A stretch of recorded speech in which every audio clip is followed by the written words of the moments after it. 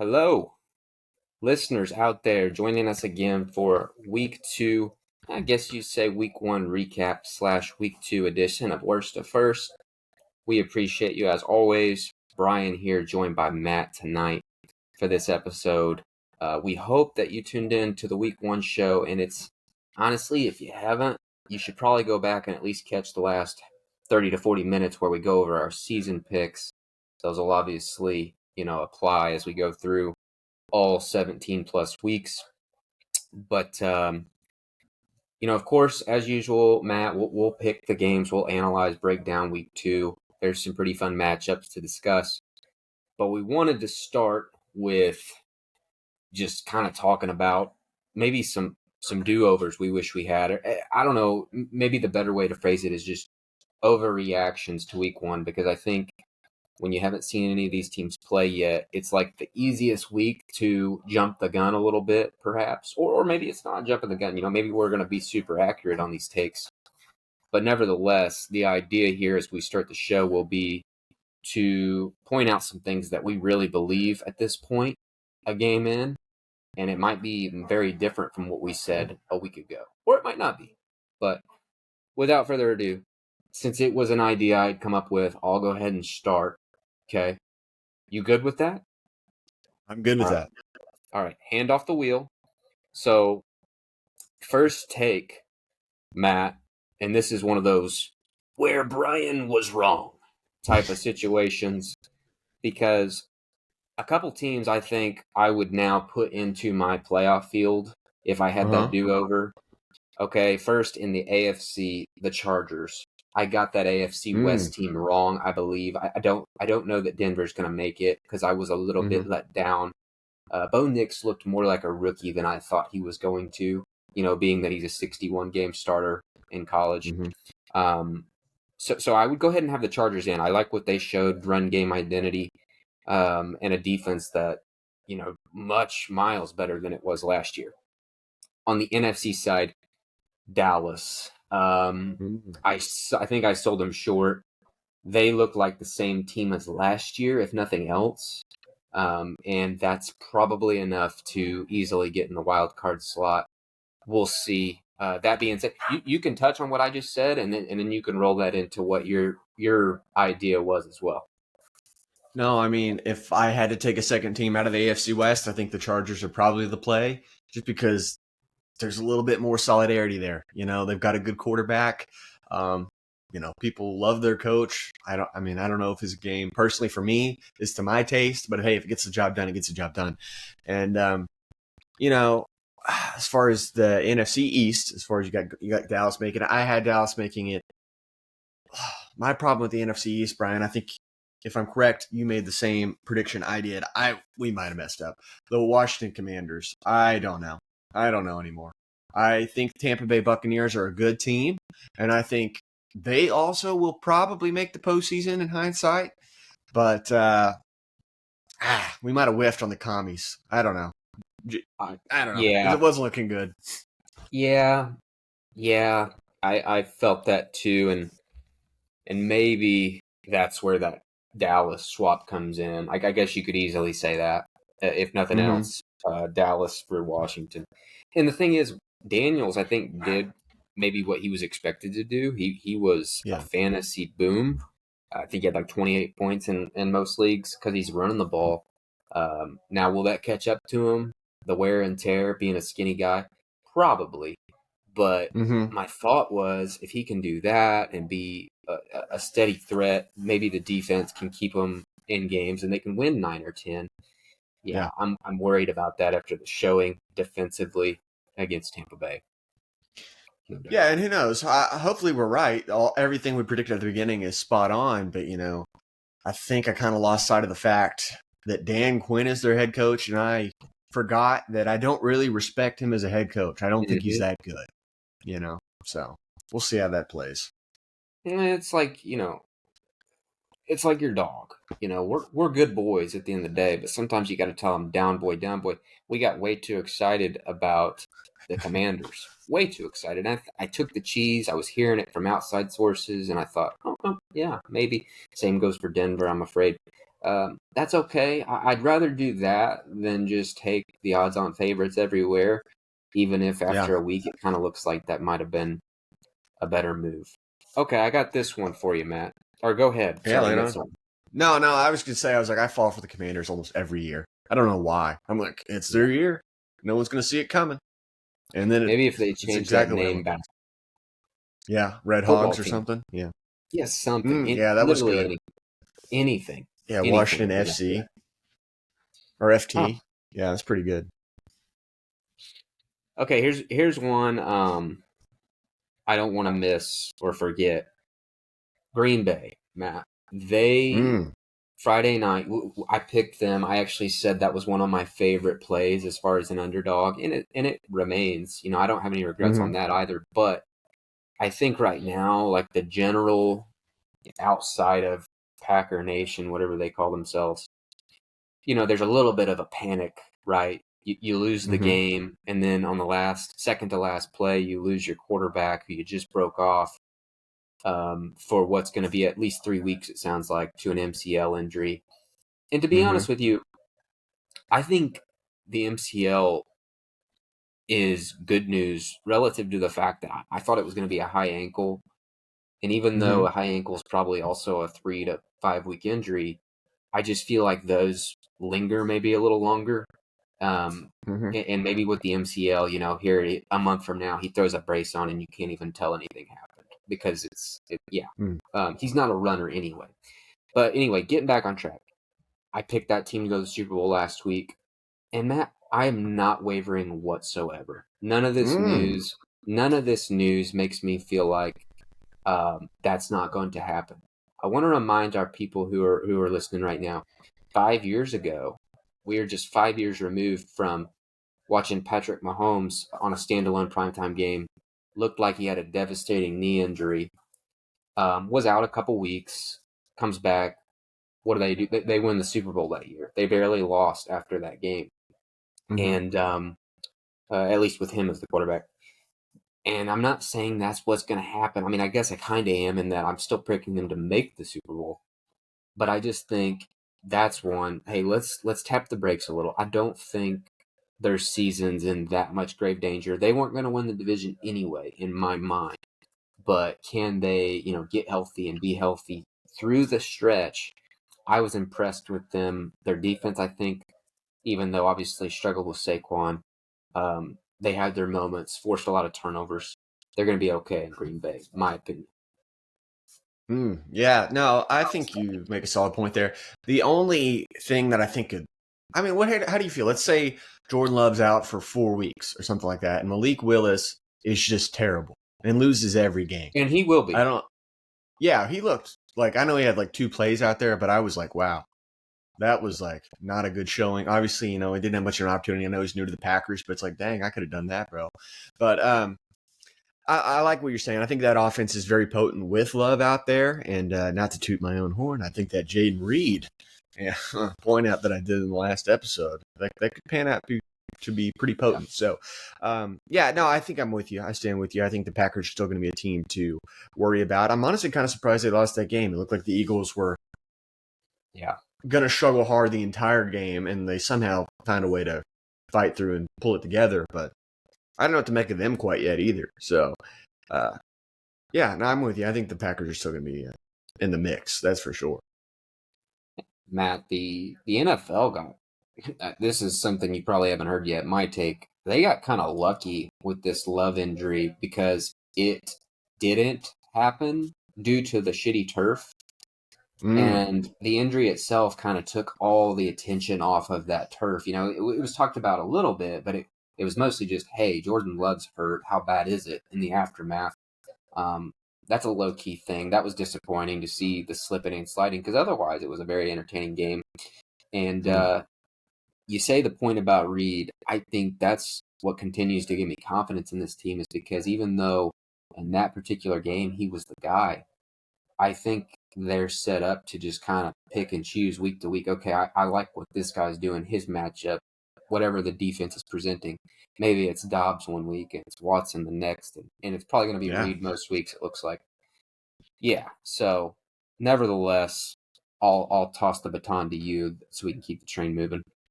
Yeah, pretty potent for sure. I was looking through some of my playoff predictions as well, and I think this is going to look like a red flag to many folks, but I think this could be playing right into my hands.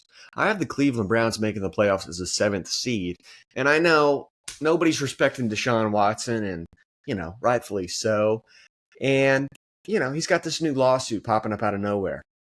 I mean, is it coincidence? Is it not? I don't know. I don't know the situation, but I mean, it's kind of funny, when everybody in the world's like, God, Deshaun Watson, the worst contract, the worst trade of all time, the worst player of all time, and then this pops up. What I'm saying here, Brian, is this opens up the door for the man of increase, Jameis Winston, to just step in seamlessly. If something, were to occur more so with this suit, Cleveland gets out of their contract, whatever, right? What I'm saying is, this is a chance for Jameis to take over, eat some dubs, be the leader that we know he can be. And yes, get the Browns in that seventh spot. What do you think? This team was on my list of ones to talk about. It's funny you say that about the new assault. And I don't want to make light of that by any means. It's serious stuff, but Of course. those diehard Browns fans who invest hard-earned money and time and perhaps season ticket holders, when they took this guy on and they backed him, and some of them at least, even the ones though who were like anti-Deshaun, didn't want a sex offender on their team. Mm-hmm. I think at this point it's so bad, like they would let him assault them just to get this over with and to get him off their roster, like males and all. But nevertheless, what I had this team on for, Matt, I said Cleveland. You want to call it an overreaction? Go ahead. If they don't bench Deshaun Watson fast, and I mean within the next 3 weeks, they will be picking in the top 5. Wow. Their train will completely derail if Kevin Stefanski doesn't grab this bull by the horns. Because you think the fans and general public like us, the way we're talking about Watson, we're saying it's gone, the magic's totally gone. Well, the players aren't stupid. They know that too. And the longer you let this go and you keep saying, well, it might still be in there, which in all actuality, they don't think it's in there. They just paying him too much money to not justify putting him out there on the field.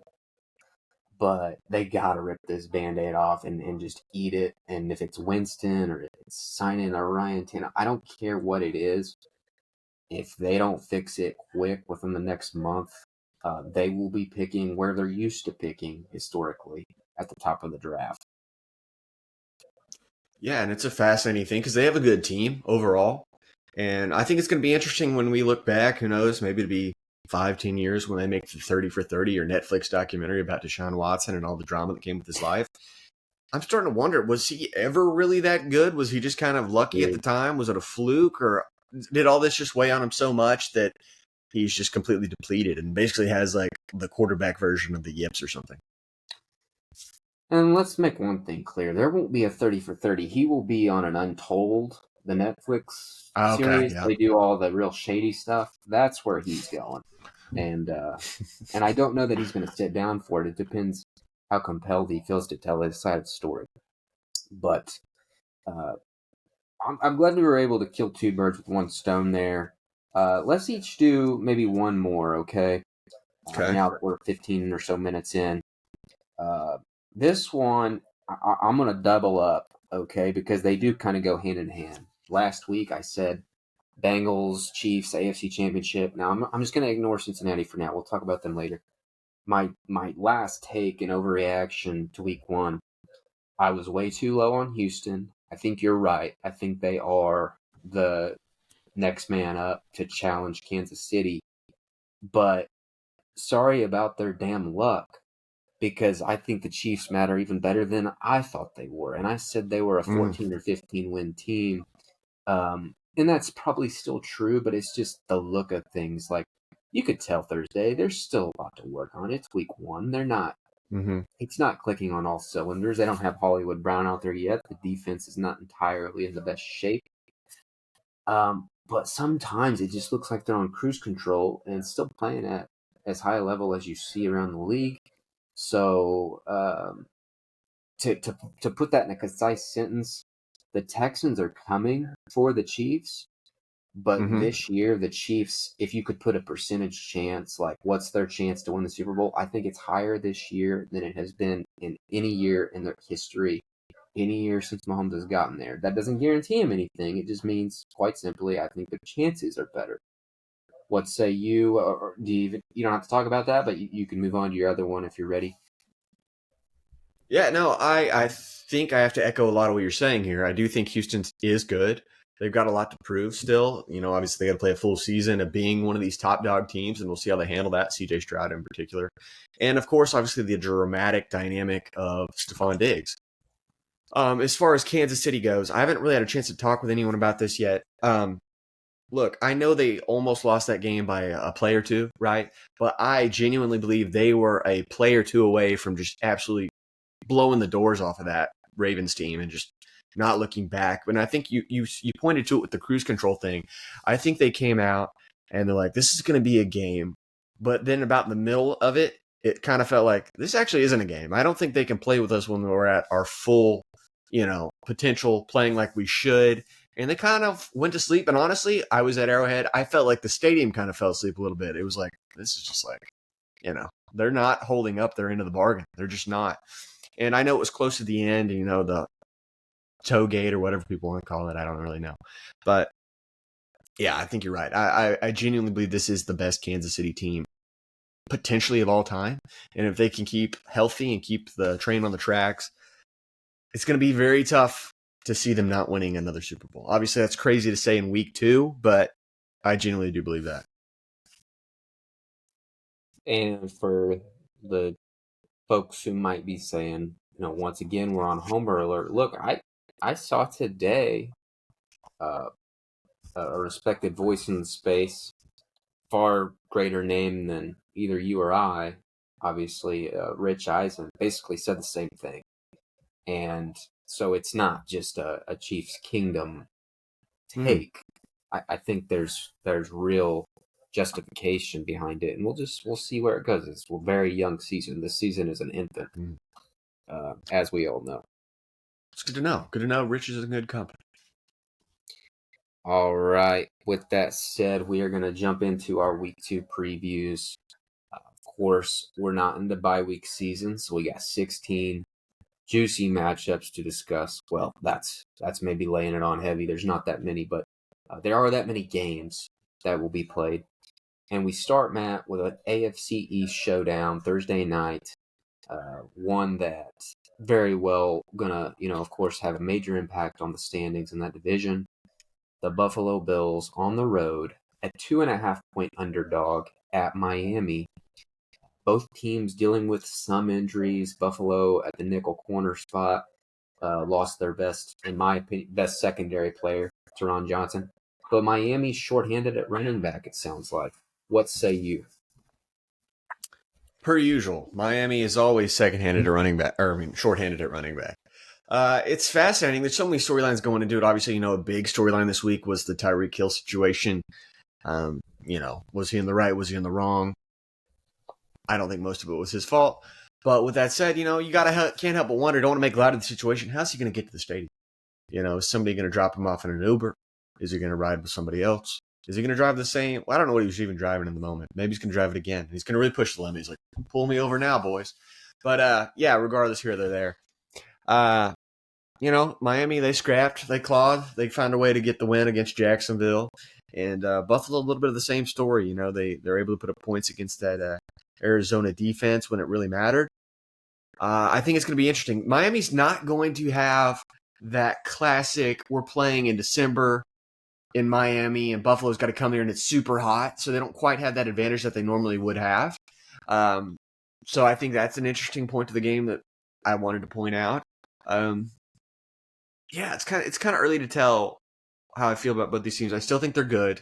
I just don't totally know if I know who's better at this point. I'm leaning towards Buffalo, despite their shortage of weapons. So, And if I didn't mention already, the over-under 48.5. So fair to say points are expected by the odds makers. But Matt, the reason why you feel the way you do, same reason why think I do is because, quite honestly, Buffalo's just dominated this matchup. It seems like since it became relevant a couple years ago. Now I know Miami did win the first time in the 22 season. It was one of those days where it was very, Mhm. very hot, and Buffalo outplayed them up and down the field, but they just lost. Kind of weird deal.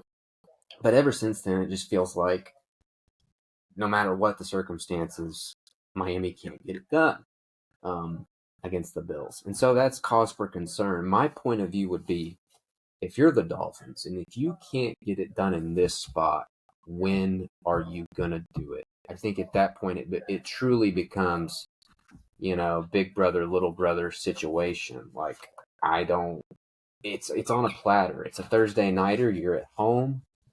Um, and maybe that has less impact than normal because it is just week 2. But yeah, I don't know. I would think the humidity is somewhat of a factor, even if it's not that much. Can they wear Mhm. them down in a way similar to what we saw last Thursday? Um, Probably not. But that speed is real, of course, and it will have an effect on a secondary. So all that being said, because I truly think it's now or never. Um, I'm picking Miami to win the game straight up. I'm picking them to cover the 2.5 point spread. I got Dolphins 27, Bills 24.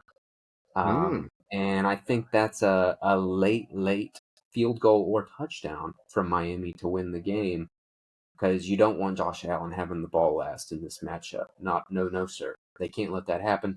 So yeah, Dolphins win because if they don't, I don't see it happening at all with this rivalry foreseeable future. Yeah, no, I can definitely echo that. I think full disclosure, I think you are correct. I think Miami probably will win, but for some reason, I'm not going to do it. I think I'm going to take the Bills again. It's going to be a high scoring affair. It's the only way I see them winning this game. Um, I'm just taking Josh Allen versus Tua. I see Tua making a mistake late, and it's going to be something crazy like 32-30 or something. It's just something just goofy. That's what I'm going with on this one. I'm just feeling like it's going to be an actual Thursday classic that we rarely get. So that's where I'm going. I sure hope so because I think as we go through these picks, at least my experience, I felt like a lot of the way I pick these games anyway. I don't know there's going to be a ton of excitement in terms of Mm-hmm. close games and such. Hopefully, this one at least carries the torch. Yeah. Okay, Matt, we got next up Baltimore hosting the Raiders. The Ravens off that long rest, an 8.5 point favorite. The over under 41.5. What do you say? So I think Baltimore is a pretty legitimate team. I do think so. They have a potent offense when everything's clicking, and Lamar is dynamic. The way he was running against Kansas City, I don't know if that's necessarily sustainable throughout a full season, but it was definitely dynamic. I will say that. And of course, the addition to Derrick Henry is a lot for a team to prepare for. And to be honest, that showing the Raiders had against the Chargers, I was not very impressed. I think Antonio Pierce is kind of showing, in my opinion, maybe a hot take. I don't know. Probably the worst coach in the National Football League. And I think he's going to continue to demonstrate that. And I think the Ravens are going to have their way with the Raiders, despite, I think, honestly, the Raiders have some talent. I do. But I just don't think all the pieces are there, or at least they're not clicking together. So I'm going to take the Ravens to win this ball game 27-13. Well, and look, the Raiders, the strength of the team, arguably should have been the pass rushers, and they've already lost a couple of those guys, Kuntz and Tyree Wilson, the guy who was picked in the top 5 last year, although hasn't lived up to it. Mm-hmm. So you're already weakening that strength. The offense was a massive struggle against the Chargers. And going into Baltimore, their home opener, they're going to be really fresh, and we know pretty pissed off after the loss to Kansas City. Yeah, there's no way. I'm not picking Baltimore, or excuse me, the Raiders, and I don't think anybody is going to pick them straight up. It's just a question of can they keep it within the 8.5, and the answer is no. I have Baltimore 27, Raiders 9, Mm. and to your point, it's going to be one of those things where that discussion about Antonio Pierce and just how much of that was skill versus pure emotion last year. That's going to start to pick up steam as we go. Definitely. All right. Now we take it to Dallas. Home opener. Dallas.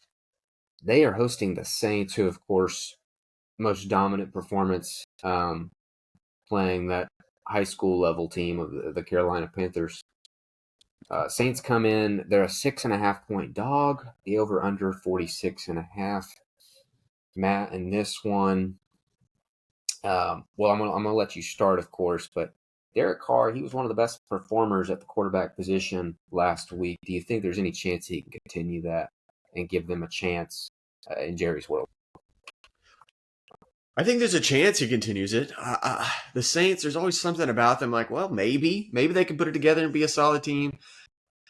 But I think that chance is slim, and I don't think they're going to have just a phenomenal performance against the Dallas Cowboys. I don't think they're going to look bad by any means. I don't. Because I think we kind of have a similar situation between the two. I think both look great, but I don't think both are necessarily an actual representation that these teams are going to look moving forward throughout the season. I think it's going to be a good game. I actually do. Dallas last week, I think their offense and everything was coming together. I think they were riding high off of the Dak contract. They were just juiced up about it for their boy, and they showed out. And obviously, Cleveland didn't whatsoever. With that said, I think we're going to see a decent performance out of Derek Carr. He's going to throw a pick or two, though, and the Cowboys are going to win this game 29-23. Don't think you could argue very easily that they each played the worst two quarterbacks in the league right now, week one, and that has to be part of the calculus. If it's not, you're doing it wrong. Yes. But look, the Cowboys have been feasting on bad quarterbacks for years now, especially when they're at home. So seeing them do it on the road was actually a little bit more encouraging than normal. Saints, I don't want to totally discard what they did. They didn't play with their food by any means. It was open and shut, and Carr was so efficient. But I worry in this spot, because you know the book on DC. It's if you can heat him up and just get quick pressure from any angle, he starts to pumpkin. And that's just kind of where I think this probably falls apart. And even if their defense, which they very well might, come out, and have a nice start to their effort and maybe keep Dak a lid on things for a quarter or two, I think as the game goes, because Carr and the offense can't protect and be efficient in the passing game, I don't see how they hang for four quarters. And so I have Dallas covering this one, 31, Saints 17. And it's just it's typical, right? It feeds that beast, gets the hype going in Dallas, and it'll eventually bottom out here. They'll lose to, the Patriots. It'll be some stupid ass loss that takes the wind out of their sails, but it's going to go for another week, in my opinion. Yeah, no, I like a lot what you had to say there. San Francisco at Minnesota. This game, Matt, the Niners are a 6-point road favorite. The over-under 45.5. McCaffrey still questionable, I guess you would say, and Sam Darnold coming off arguably the best game of his career, his first one as a Viking. What do you say here? Dude, what is the actual word on McCaffrey? I believe I saw something. It was Achilles tendonitis. Is that correct? That's correct. That's straight from the mouth of Kyle Shanahan. They're an open book right now. It seems like they tried to keep that under wraps, hoping that, he'll just play week one and it'll be over. But tendonitis, that doesn't go away in any sort of quick order. It's going to come and go. And I've dealt with that exact thing, Achilles tendonitis. And to be honest with you, yeah. Now, how I got there in my experience, very different from Christian McCaffrey. It was simply, I hadn't ran a whole lot, at least for long distances, and then I just decided one week all of a sudden I'm going to run 3 miles every day consecutively. And after about 4 days of that, things felt weird, and that lasted. I mean, it doesn't bother me anymore, but well over a year of just kind of like, okay, today I'm fine, tomorrow I'm not. Tomorrow I can walk and every step feel it. So, yeah, if that's the case for him, this isn't going away. Like, they're going to have to manage it as best they can. Yeah, that's kind of what I was thinking. I was like, to me, that's what it sounds like. Something's going to plague you throughout the year, and not going to be fun to play on, especially for someone as explosive and dynamic as Christian McCaffrey. So I don't love that. And last season, I think we all kind of forgot because he was healthy. He was great last season. That this guy's kind of low key injury prone, and we just spaced on that. We really did, and I think that's going to poke its ugly head up here again. And ultimately, probably be. I don't know. I don't know if it'll be the demise because I do believe that the Niners have a plug and play as far as the quarterback and running back position goes, pretty much. Monday night was, yeah. I mean, yeah, the ultimate example of that, right? And I know we talked about it when they traded for McCaffrey. Like, why? I mean, like they can put anybody back there and it works. So I mean, that's going to come to fruition, I do believe. But I mean, McCaffrey, I'm sure did add like maybe an extra 10% or something like that. With that said, I don't know how my outlook for the entire season for the Niners is now. They're still going to be a good team, one of the best teams in the NFC. And I don't think they're going to have any major struggles with Minnesota. I don't. Minnesota looks solid against the second worst team in the league, probably. Darnold, not too shabby. Not too shabby. Jefferson got his touchdown, but I see this game being decent. I do, but not actually as close as the score says. I'm going to take the Niners to win 29-24. Matt, after seeing what we saw Monday night with Mason and kind of being reminded for the first time in 2 years of just how that offense can just go with whoever back there running the ball. And I don't want to take away from Mason. He ran really hard, and I think he brings something McCaffrey doesn't, that physicality. But with that being said, I would not put McCaffrey on the field until he can get through a full week of practice, and I'm talking full reps, full speed, just like he normally would. Until he can get through that with zero pain or discomfort, he wouldn't play because they just invested more money in the guy this summer. So that investment has been increased, and it's you pop that thing, and at that point, it's pretty much gone, right? Him coming back and being worth the money or slim to none, and so he wouldn't play if it was me. Certainly not this week, and probably not for a while. And I don't think they'll skip a beat at all. In some ways, when you have him out on the field, I think it's too easy to say we got to get him the ball, even to a fault. That's been a thing in the past with offenses where they kind of force feed a running back, and maybe you don't give Kittle enough targets. Maybe you don't give Ayuk enough. So if those guys are healthy, I think they can do just fine without CMC. Crazy as that might have sounded a week ago. That being said, though, this is my upset pick of the week. Oh. Home opener. This place is very hard to play, Minnesota. It's very rare that they get beat with any sort of convincing matter in that building. And I don't think this will be any different for the home opener.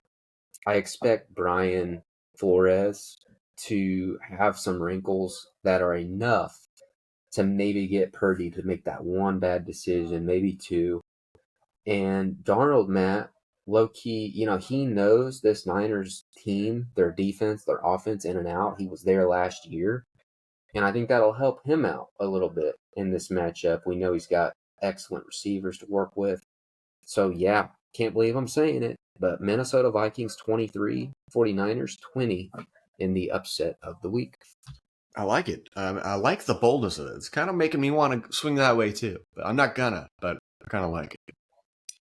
Well, these bold picks got me in a lot of trouble last week, so I wouldn't necessarily, do as I do, not as I say. Wait, no, I got that backwards. Do as I say, not as I do. Yes. Moving on. Okay. Now, I was talking earlier about a lot of games that aren't super interesting. This is one, and it's the Chargers heading to Carolina. The Panthers, right now, they're just a 6-point dog. So I don't think that's any sort of respect to them. I think that's just hey, we need to see more of this Chargers team under Jim Harbaugh, find out just how real are they. And so an over-under of 39 uh, points not exactly expected to, be scored in bunches. What say Mm-hmm. you here, Matt? Yeah, it's hard to make a lot of the Chargers right now. Like I said, I kind of dogged the Raiders pretty hard. They looked pretty bad. They're playing the Harbaugh brand of football, right? Heavy-handed running the ball, defensive oriented. Um, which I mean, that's fine. I don't love it with the quarterback they have. I'm still a big Justin Herbert guy. With that said, they're going to have no trouble with the Panthers. The Panthers, I think, at the pace they're going, I know it's only been 1 week, could be one of the worst teams of all time, in my opinion. So I'm going to take the Chargers to win this game 26-10. Never really close, never really exciting, but they get a convincing victory. Yeah, and their offense is figuring it out clearly still. Like, it wasn't pretty. The first half was really bad against the Raiders, and I think that will continue to be a thing. Like, I don't know that they're ever going to be, with the limited talent at the skill positions, I don't know that you're going to see them putting up 30 a whole lot. Mm-hmm. But in this spot, the defense is positioned to have a real confidence builder. Matt, Bryce Young is just totally out over his skis, and you almost feel bad for the kid at this point because you come in as a number one pick, huge trade to come up and get him, all the expectations in the world, and it's like there were a lot of people saying, "Hey, he's just too small," even before he ever played, and that is playing out on the field every single week. So, even though I'm not confident that the Chargers can do much more than continue to run the ball well, get the occasional play action pass and that sort of thing. They're going to protect Herbert really well. That's clear. And that's key because he's had injury issues lately. But I've got the Chargers winning a 17-10 game. Not a lot of excitement. They obviously cover. And maybe that's a 17-3 with a garbage time touchdown. I expect them to be in control. It's not going to be a whole lot to see there. Chargers do win though, and they get to 2-0. Big step forward this year so far. Yeah, good take. I mean, it is crazy to think about it like that. And I don't think it's a good team by any means, but favorable schedule, I guess. Right. Okay, then we've got Green Bay and whoever. I guess at this point in the week, it's got to be Malik Willis, even though I thought, giving Tannehill a call would have been worthwhile just because he should know this offense, having worked with LaFleur before, at least enough of it to be better than Malik Willis Mm-hmm. Sunday. But Green Bay, they're just a 3-point underdog at home to the Colts. Anthony Richardson, a roller coaster ride he was Sunday. The over under 40.5. I'm going to start on this one, Matt. Um, I haven't seen yet who's calling this game. I wondered with it being Fox if they would send Brady there for his Mm. redo or not. But with the injury to Love, maybe he's headed to Detroit for that game. We'll talk about soon. Either which way, I don't think there's going to be a ton to see here. Of course, Richardson's electric in that, man, he, like that throw he had Sunday, the 70-yarder off his back foot. He can do stuff like that, which is just as good as it gets. But then I watched him miss two or three guys wide open downfield. Could have been touchdowns, could have been the difference in that football game. And it's those inconsistencies that I think are going to linger and really hold this team back from making, say, a playoff spot, in my opinion. Um, but in this game, we talked about Malik Willis earlier. He hasn't thrown a touchdown pass in his career yet. He's thrown 3 interceptions. And talk about a guy, that Bryce Young, just in over their head type of thing. I see the same for Malik Willis. Now, LaFleur will be about as good as it gets at protecting the quarterback and making sure that a game plan's in place that they can handle. Mm-hmm. I don't know that it's enough. So I've got a snoozer here. Colts winning 16-12. And yes, the Packers are in an 0-2 hole. I expect them to dig out of it at some point. But for this week, it's not enough. Colts getting the win column. Wow, just a real iron locked up grid right there. Yeah, no, I mean, as you mentioned, Anthony Richardson, total roller coaster. He kind of reminds me of a younger Josh Allen, right?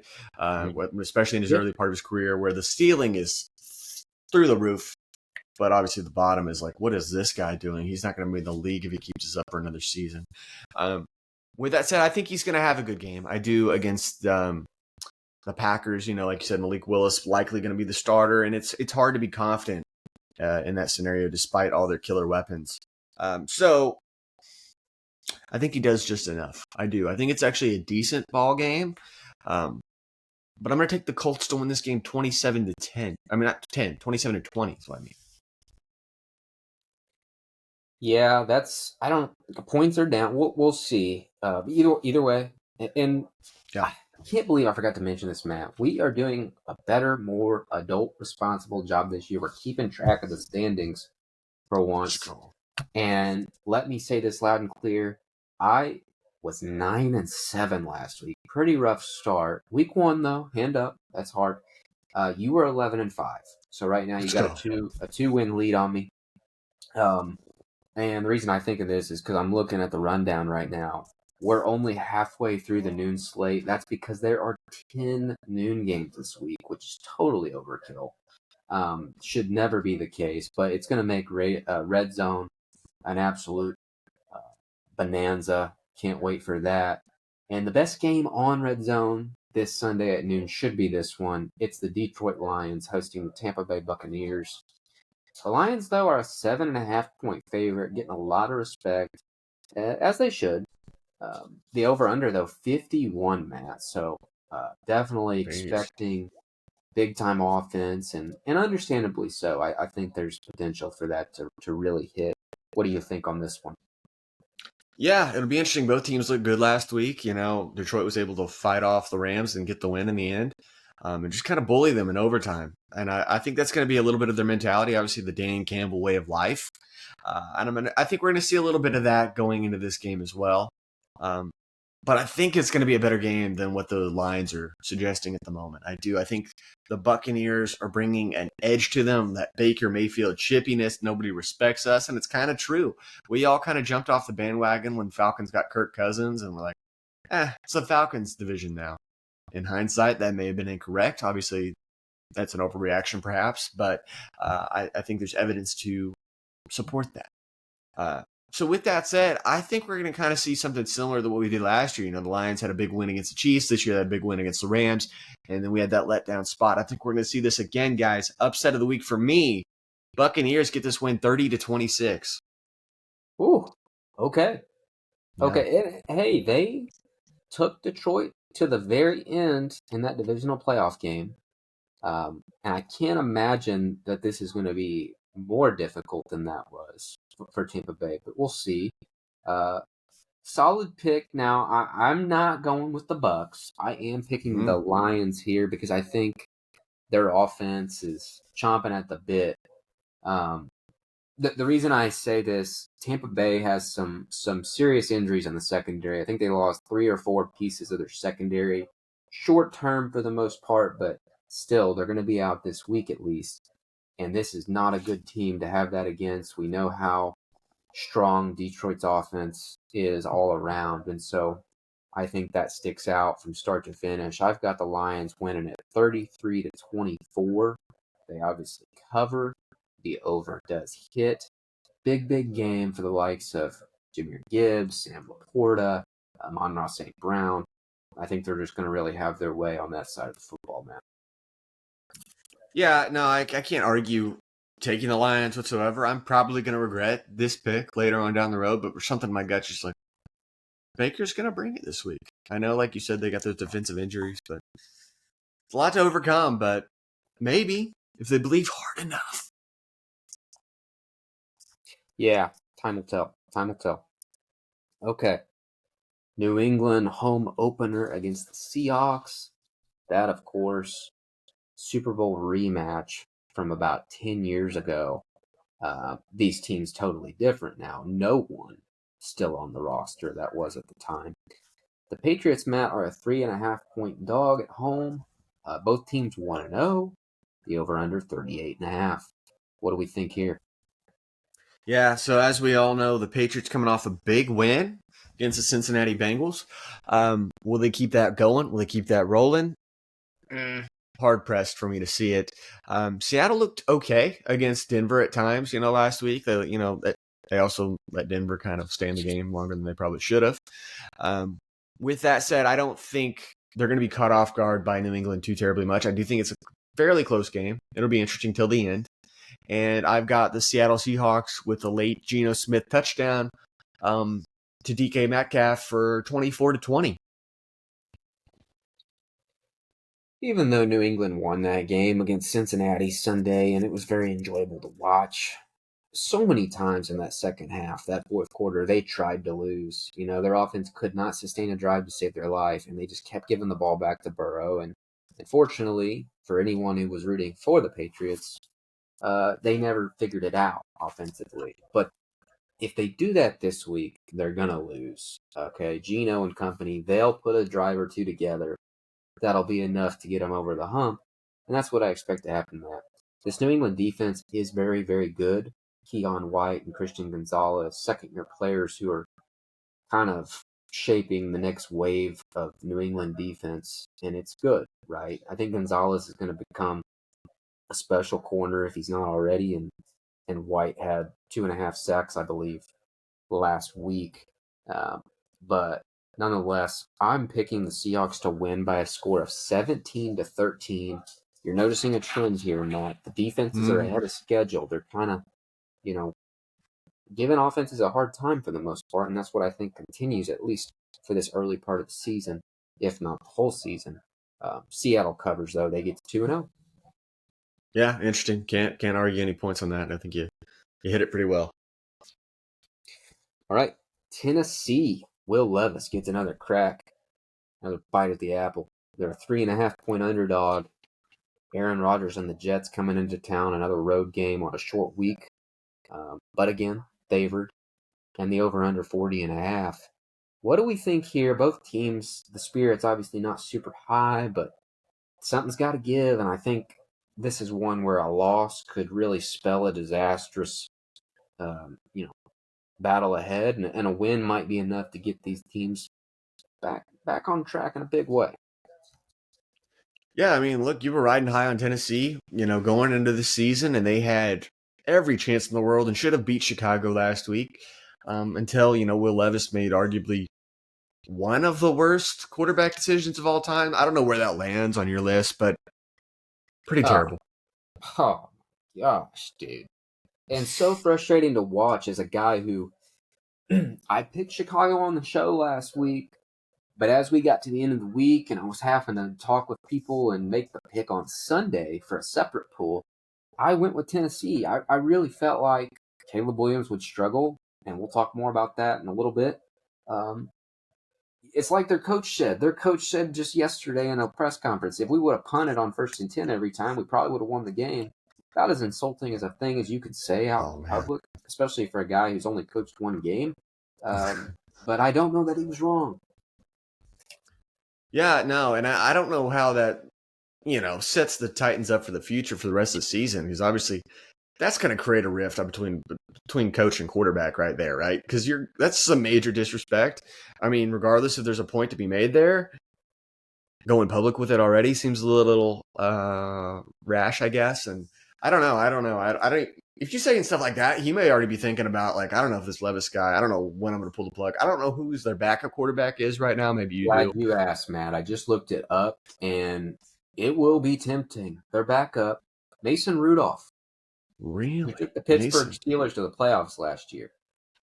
Yeah, I could see him pulling him for him, because I'll tell you one thing, Mason Rudolph's probably not going to do the play like that at the end of the game. He's going to give you a mid performance. It's going to be very boring, most likely, but he's not going to do that. So it'll be interesting to see how that goes. I think it's going to be a good game. The Jets are looking to, kind of take back, that reputation that they wanted going into the season. Obviously, they fell short, very short, to the San Francisco 49ers. I don't think they're a quality club overall, but I still think they are better than that performance. I'm going to take the Jets to win this game 23-17. Probably going to be another dumb interception by Levis down the road, and that's That's just going to be how it plays out. That's going to be a storyline that they're going to have to continue to deal with. I think this one has a lot of variance. Could Levis bounce back and have one of those weird games where he throws 4 touchdowns? Maybe, but I'm not going to bet on that with Sauce Gardner, DJ Reed, that Jets pass rush on the other side. You're going to have to be able to run the ball like San Francisco did if you're going to take advantage of the back end. And I don't think Tony Pollard, Tyjae Spears are ready to do that. So I'm picking the Jets to win. I got a score of 20-14, so they cover. Now, was I impressed with Rodgers in the offense Monday night? Not really. I just thought it was it lacked rhythm. Matt, he's not moving the same. It's borderline sad, but he's just kind of slow. He's rounding the edges to move around, and yeah, he still throws a pretty ball, but in this league nowadays, you've got to be able to move. The pass rushers, the linebackers are too fast, and I'm afraid their offense is going to be fighting the uphill battle all year, but in this game they can win, and they will, in my opinion. Yeah, speaking of Rodgers, the vibes still suck out of him. It doesn't matter where he is, what he's doing, and the fact he made it through 5 snaps of the game. Still not great. I think he's already ready to turn on his boy Nat Hackett and let me do my thing. And that's just not a good sign in week 1. It's just not. So I think that whole experiment's going to be a real bust. And he's probably going to be excited for his Enigma documentary that comes out in December or something like that on Netflix. I'm sure it's going to be a real treat. And by that time in the season, it's probably all that's going to be real relevant for that team. I mean, I thought, just to put a bow on it, the run defense was maddening.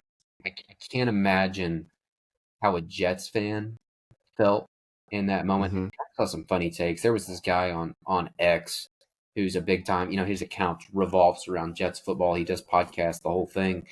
And before the game, they announced McCaffrey's out. He makes this big post about no excuses. Nobody gave us any excuses when Rodgers got hurt. They just made fun of us.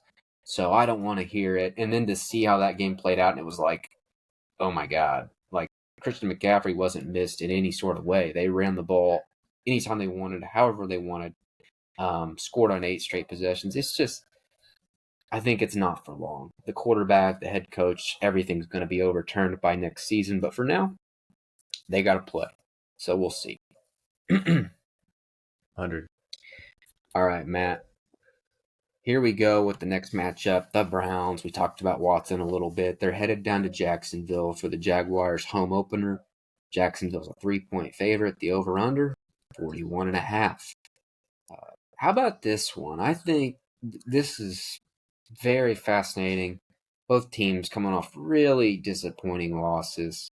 What do you say? Yeah, it's hard to make of it. I don't know what to make of either team quite yet. Maybe this game will give me a little bit better of an idea.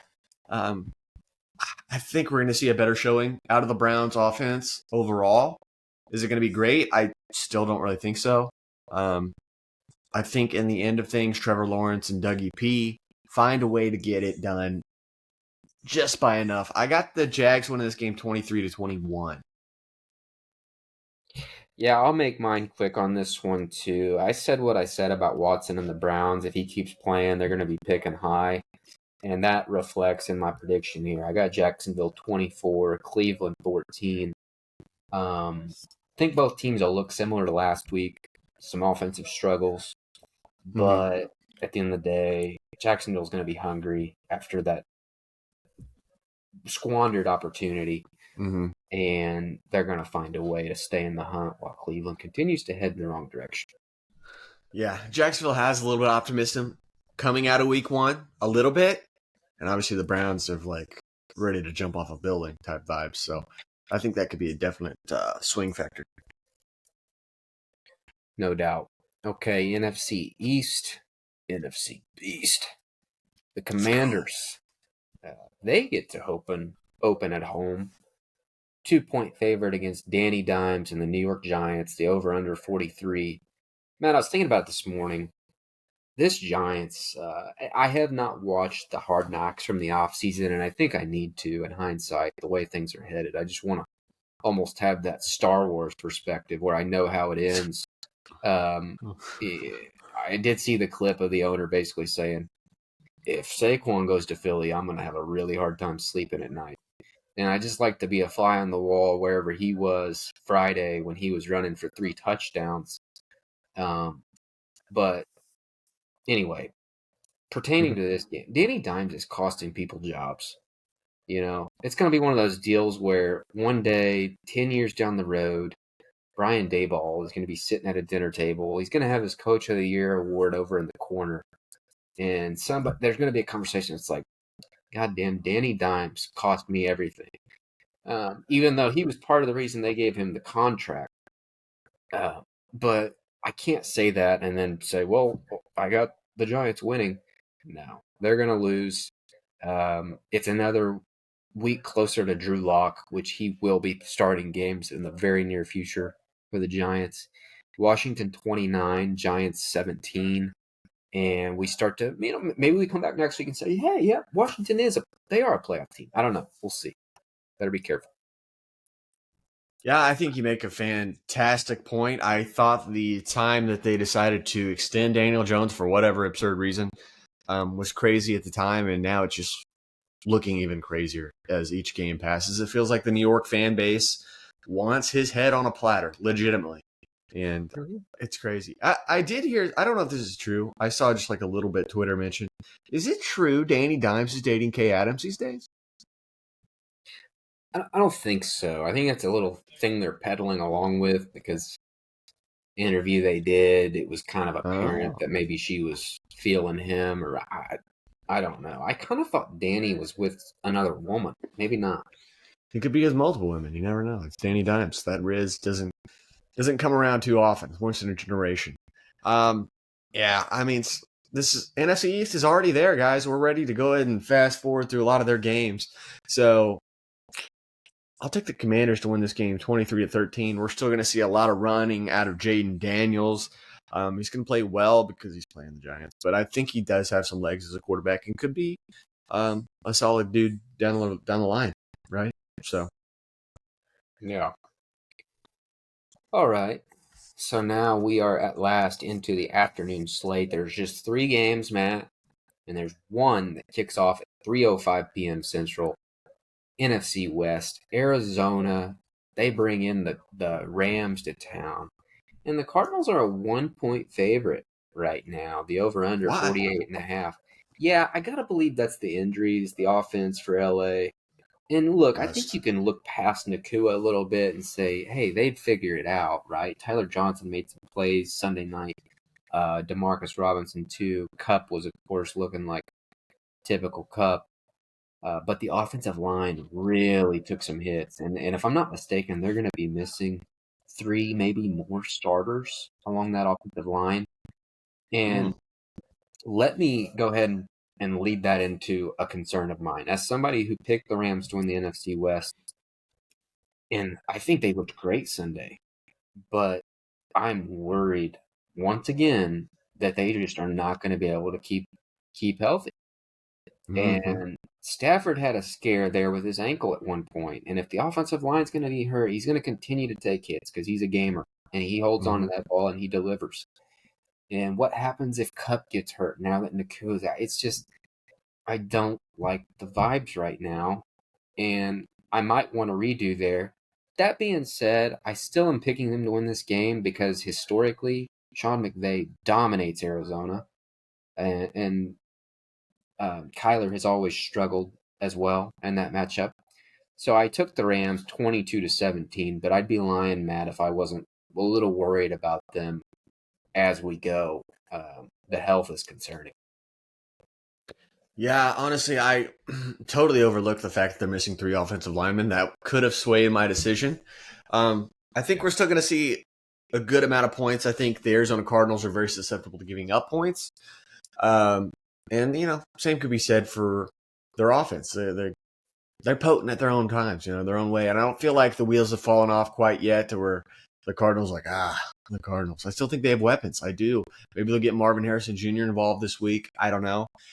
Close ball game, high scoring game, firework type game. 29-27. The Rams find a way to get it done, and I may regret making that choice and that point spread, but I'm feeling it. I'm just going with my initial gut. Dude, the Marvin Harrison thing, something's kind of interesting to keep tabs on because he had, I believe, one catch for 4 yards. And I saw today his maximum speed that he was clocked at running in that game was somewhere in the 16 mile an hour range, which is very Huh. slow. Might provide some insight into why he really didn't run that 40-yard dash pre-draft. I think they knew, like, was it going to hurt his draft stock a lot? I don't. I think he definitely would have went after Malik Neighbors if he had went out there and ran a 4.65 or whatever it might have been. So Wow. let's just put a pin in that because he didn't produce. He looked slow. I don't know. Obviously, the jury's very much still out. But if you're running 16 and then the guys from Texas out of the draft last year are each hitting over 20, that's a big jump. That's a big difference. Yeah.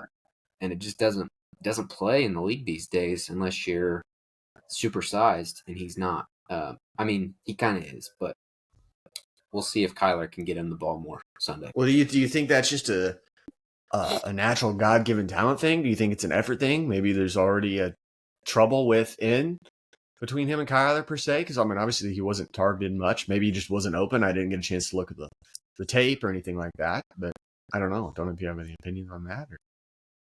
Yeah, that's just it. Is I don't know.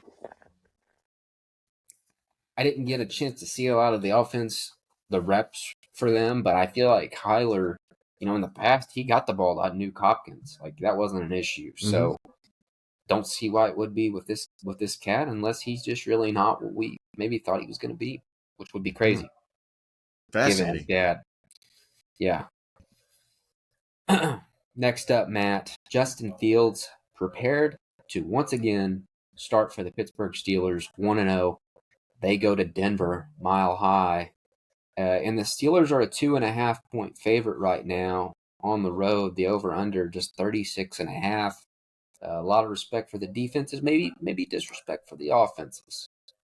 How about this one? Do you think Fields can continue to win and fend off a Russell Wilson return, or does Bo Nix really show why he was picked where he was in Denver? Game just has to get you excited.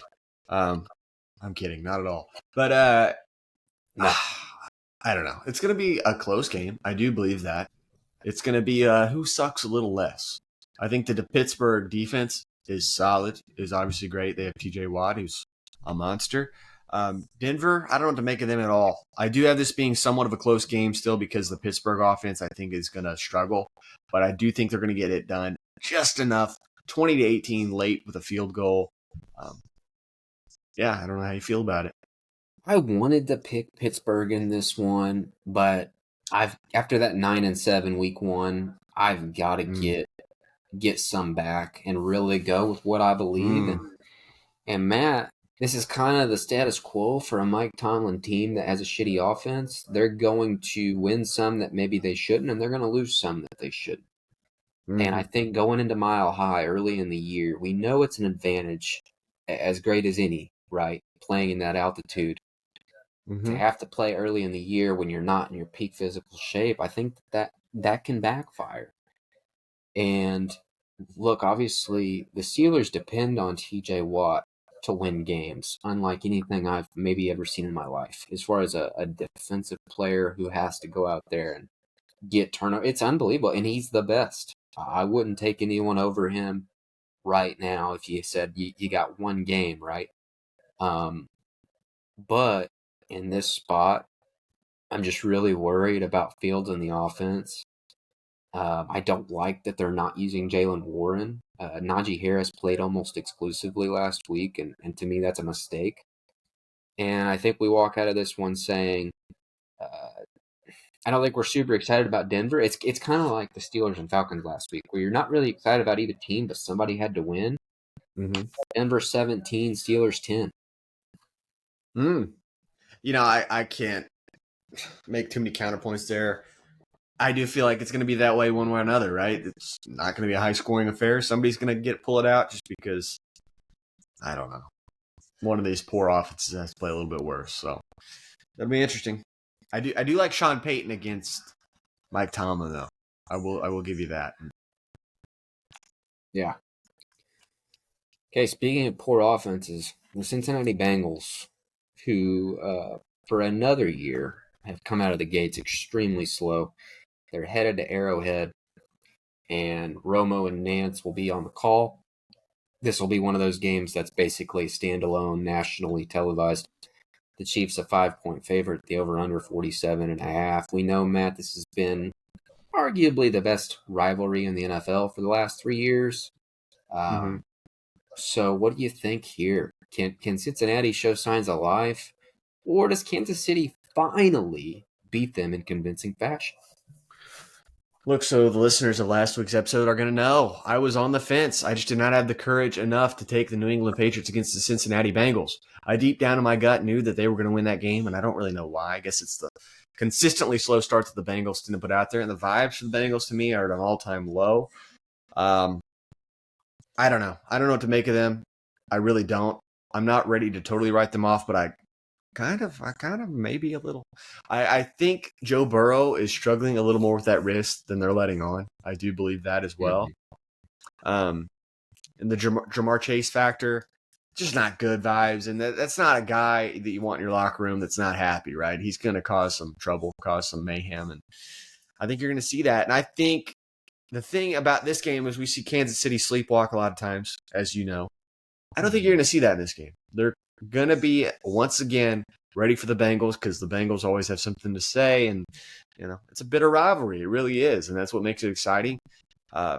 With that said, I think the Kansas City offense is going to be firing on all cylinders. And I think the defense is going to be getting after it. They're going to get Burrow. They're going to sack him a few times. I'm going to take this one, Brian. It's not even close. 30-16. Kansas City gets the dub. Wow. Yeah, I'm not gonna touch a whole lot on Kansas City. We talk about them enough, and look, they're really fast. I think offensively, they can do anything and everything they want this year. Like they're gonna be able to run the ball when they have to, throw it, the whole thing. Defense looks strong again. Let me focus on the Cincinnati side. You said it, okay. Burrow's wrist. People are still not sure. Is it just that they're starting slow like normal, or is this wrist a bigger part of it? Is it T. Higgins being out? Because obviously that has an impact. And he didn't practice today. So it looks like it's trending in the wrong direction. Another week there. My thing is, Matt, even if you're the most optimistic Bengals fan and you say, hey, by December, January, we're going to be rolling, we're going to get in the dance and be the last team you want to play. Even if you believe that and you think Burrow still has it, I don't think this is the week that it comes to fruition. I don't think you can go from what that was Sunday to all of a sudden dicing up last year, arguably the best defense in the league, especially against the pass.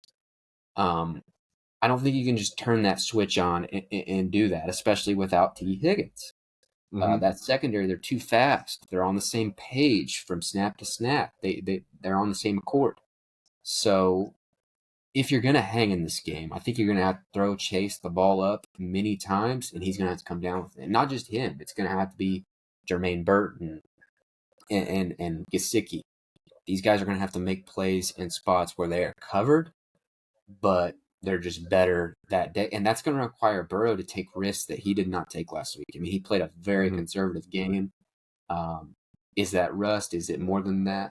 Time will tell. But again, Matt, I just think not this week. And I got him on a fantasy team, so I hope he does bounce back in some regard, but it's not going to happen yet. I have Kansas City winning 31-21, so not far off what you said, and that's with like a garbage time touchdown. I think they're going to be in control start to finish because they are motivated. They want to finally say, hey, no, we own you guys. All that happened in the past is over. Yeah. And I think they see it. It's kind of blood in the water in my mind after what happened against New England. Yeah. Yeah, and I mean, just to kind of play off what you're saying. Sorry, just one more point about that. When the Bengals offense is firing at their best, It is when they have all those receivers out there, and Burrow is able to take those deep shots and throw it up basically and let their receivers make the plays. But yeah, if the wrist is a problem and the receivers being healthy is a problem, that really hinders them. So I'm with you 100%. Chase should have sat out too, dude. Like, if I'm him, because he's a dick and he would do this. I guess I'm not saying I would do this, but if I'm him, like, I just kind of hope he gets sick again Friday, and this time he actually sits. And it's like, no, if we're gonna suck, I'm at least getting my money. Because Yeah. yeah, but I don't know. We'll see. He being the competitor he is, he might be worried about Joe, and he might say, I kind of might want to get out of here. You just never Yeah, know. it'd be fascinating. Stay That's tuned. premature, I realize, but yes, stay tuned. Sunday Night Football, the number one pick, Caleb Williams, Matt, talk of the town, for better or worse. The Bears 1-0. They're going to Houston to face Stroud and Co., who are also 1-0, and they are a 6-point favorite. The Texans are. The over under 45.5. How about this one? Can Chicago show signs of life on offense? Because, boy, if they don't this week, Will Levis is not on the other side. We're going to have to see a little bit better performance on Chicago's side in regards to the offensive side of the football.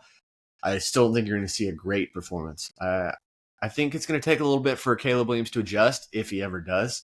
I think the ceiling is through the roof for that fella, but that was not great, right, against Tennessee. And it's not like anybody was like thinking Tennessee's like, man, these guys are killers. Watch out.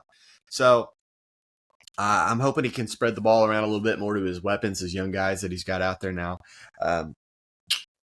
With that said, I don't think this is a pretty one for them. I really don't. I think this is a chance for Houston to kind of let everybody know on the national level we are for real this time, and they're going to be coming in extra motivated, and they're going to win this game big. Their offense is going to be flying 32-20. I got the Texans winning. Yeah, Matt, neither one of us, right, had the Bears making the playoffs. Forgive me if I'm wrong about you there. I No, did. you're correct. Yeah, so I wasn't necessarily buying in to begin with, and I wasn't surprised by the performance. I mean, if you watched last week, that's what the preseason looked like, except he didn't have the explosive, fascinating SportsCenter plays against the Titans. But the preseason Mm-hmm. was 50% passing. No rhythm. This offense has no rhythm. It's just he gets the ball, oh, that guy's not open, and it just kind of turns into backyard ball, but it's not even good. It's kind of weird. Mm-hmm. And to me, I don't know if it's a lack of preparation or if it's overconfidence or lack of understanding. I'm not quite sure, but Could be all the above. similar to what I just said about the Bengals, I don't see how in 1 week you go play a red hot team on the road Sunday night and get that fixed. It just seems like too much. It's too daunting. And on the other side, this Texans offense, their run game, Matt, Joe Mixon, and this is where I think they're legit. Like, he looked like the Joe Mixon I think we thought was coming out of college. They were actually Mm-hmm. getting the most out of him, and he ran for 160 yards or so. If they're going to do that, I got a blowout. And I think it's the concerns continue to grow as far as Caleb goes. Right or not, Texans 30, Bears 13. Mm-hmm. I could easily see it. It's one of those games you're questioning yourself if you're watching it past midway through the second quarter. All right, last one. It's Monday night. Philadelphia. Going to be a ruckus crowd as always. They're hosting the Mm-hmm. Falcons. Of course, the Falcons started off with a whimper. Kirk he looked like an old guy who just tore his Achilles. And so, Mm-hmm. Matt, big spot here. They really could use a win, obviously. Jalen, he was a turnover machine in Brazil. They're going to need that to continue to have a shot. But the Eagles are a 6.5-point favorite. The over-under is 47. How about this matchup? Yeah, I feel like it's gonna be a tall order for Atlanta. Obviously, Kirk, if he can put it together, maybe look a little bit more healthy per se. And they're gonna have to play to the fact if the Eagles are coming back a little bit jet lagged or a little bit slow from the trip to Brazil, and Sure. I don't really think they will. I don't. I think they're going to be excited playing in front of that Philly crowd, and I think they're going to want to show out. And Saquon's going to have another big game, probably a couple tuds. I'm going to take the Eagles to win this game pretty convincingly, 26-17.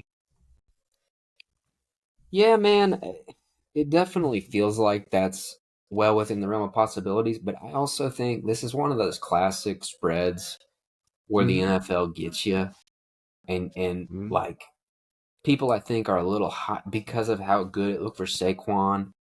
They're maybe a little higher on the Eagles than they should be because that Mm. defense left a lot of meat on the bone for Green Bay, and sometimes they took advantage of it, sometimes they didn't. But and then on the flip side, Atlanta, they're in a desperate situation. They've got Kansas City next week and the Saints after that and the True. Bucs after that.